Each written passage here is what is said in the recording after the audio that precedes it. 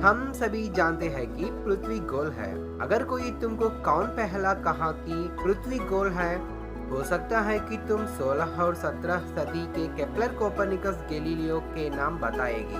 तो हमारा प्राचीन भारतीय को गोल पृथ्वी के बारे में नहीं पता क्या? जी हाँ, पता है। वेद काल से ही उन लोगों को पता है। ऋग्वेद में एक मंत्र इस तरह है, चक्राणा सह परिणहम पृथिव्या। इसका मतलब है धरती का वृत्त के किनारों में होने लोग।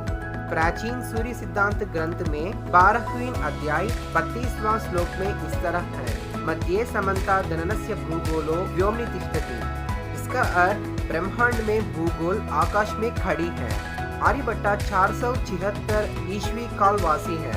इसने भूगोलः सर्वतो वृत्तः इस वाक्य को आर्यभट्टीय माने उसके ग्रंथ में गोलपाद अध्याय में 6 श्लोक में कहा कि पृथ्वी वृत्ताकार में सारी ओर है।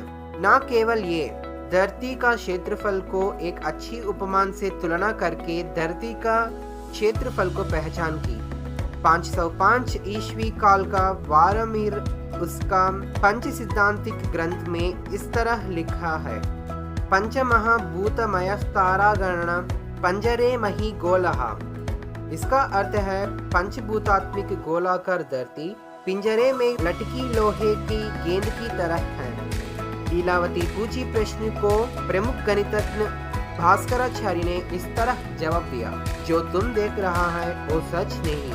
धरती चक्राकार में नहीं है, क्योंकि वृत्त में चौथी भाग लगभग सीधे रेखा दिखा लगता है, परंतु सच में वो एक वृत्त है। इसी ही तरह धरती भी गोलाकार में है। यह लीलावती माने ग्रंथ में से है। हमारा आर्यभट्टीय ग्रंथ 13वीं शताब्दी में लैटिन भाषा में अनुवाद हुआ। उसके बाद जरूर उसका प्रभाव खगोल परिशोधनाओं में होगी।